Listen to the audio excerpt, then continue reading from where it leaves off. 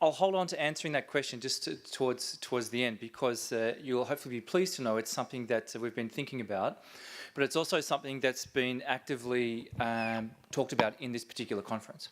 So what I'd like to do just in a few moments is draw out some of these key messages and set the platform for what we think is hot, what we think PTD should be doing in 2015 and 2016. And I'll get to the end first, and that is more country engagement, both politically and with partners to ensure change that improves the situation with regard to human resources for supply chain. So there you go, you get the punchline first. So these are just some of the key messages that, as we've reflected on the presentations, and just keep in mind that 40 of the presentations, both in poster and oral form, came through a peer review process from you as members. So these messages have come from you.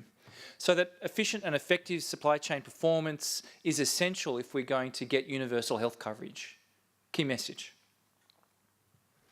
Health supply chain workforce must be managed with local contexts, but as part of considering local context, must ensure engaged stakeholders and supply chain leaders are present in both policy and technical areas, that policies and plans are in place to support planning of workforce needs and sustainable approaches to workforce development, that needs-based approaches are considered for workforce development, pre-service and continuing professional development, that performance management is considered, and that professionalism of supply chain cadres is increased to demonstrate the importance of cadres working in supply chain management. Governments need to make appropriate policy changes, high five, got it right there, to support the professionalism of human resources in health supply chains, and specific country-based action should be the main emphasis of the next 2-year phase of the People That Deliver initiative and its members. PTD has a very strong convening power, as we've demonstrated by this conference. And one of the things going to be considered by the board tomorrow as part of what we're going to consider next year. And one of the recommendations from myself is going to be to discuss how we can leverage this as part of engaging in the political environment. And I actually had a lunchtime discussion today with members of the Latin American community around that exact issue. So that's the summaries of some of the key points, and not all. Benoit will talk about some more shortly. But what I'd like to do is just to come back to what People That Deliver as an initiative is offering you as its members as we move forward. So there is the virtual conference pack, which I unpacked for you a bit earlier today. More details are in your program. And that gives you access to a range of advocacy resources that exist, technical material that exists, and research that's there but also unfolding. And I would encourage you as our members to look with that and engage with that. And if you're part of a larger organisation, how are you going to disseminate these messages yourself through your organisation? The conference presentations are going to be available through the PTD website and will form a repository of evidence at this point in time that you can come back to reflect on and show presentations to your peers and in your environments in order to build on the momentum from this particular conference. We have a special open access issue of the Journal of Pharmaceutical Policy and Practice, where all 41 of the abstracts that were received will be printed. We have a WHO-initiated editorial, and we have a commentary that's been prepared by the PTD leads and myself in conjunction with the editor of the journal. So this will also form an academic piece that we can share with universities and our other peers who require that academic documentation in order to move research and initiatives forward. There's actually an offer for the journal to take up to 10 of those abstracts, work with the authors to develop them into full-blown papers to further emphasise the research aspect of this.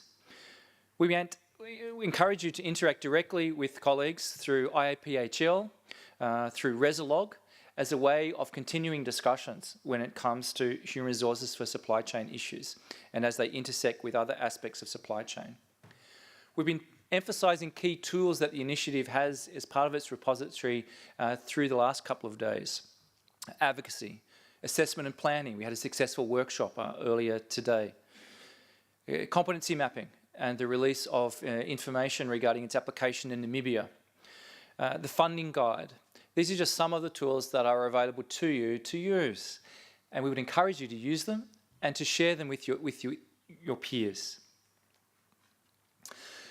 Often we get asked the question, well, who is PTD? Sort of what can they offer? What is really the intersection? Sarah, are you there somewhere? Sarah, stand up for a moment. Sarah is our PTD project officer, and I'm the PTD executive manager. We are the only paid people in PTD. We are it.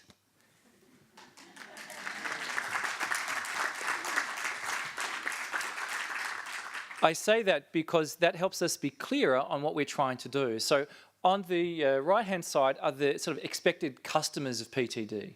And we're trying to engage directly with governments, with our members, and with international organisations, implementing agencies.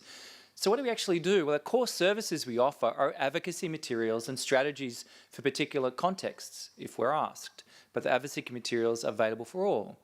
We develop and or help apply tools and evidence. So you can come to us to get those tools, but we can also give you advice.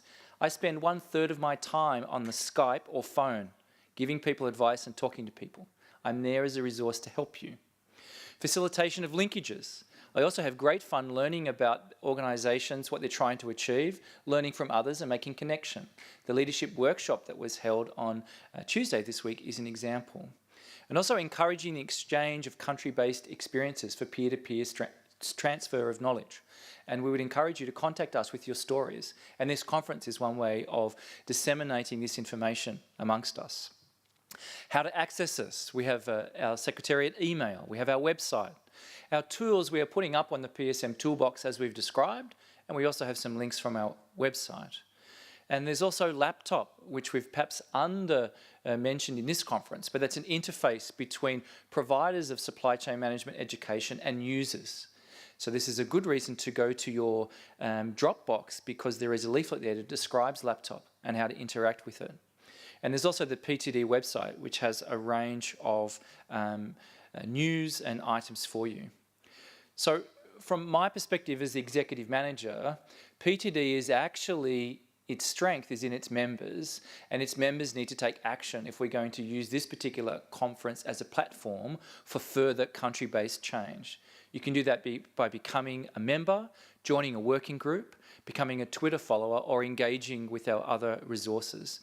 And we need to hear about your stories so we can act as an advocate to share what you're learning with others around us. But we all need to be taking action together. And my final slide is this one. This is why we do what we do in addition to ensuring patient coverage. Access to healthcare. At last, someone has recognised the work of the supply chain team because our supervisors never do. It's this professional recognition of people who are working in the system now. Thank you.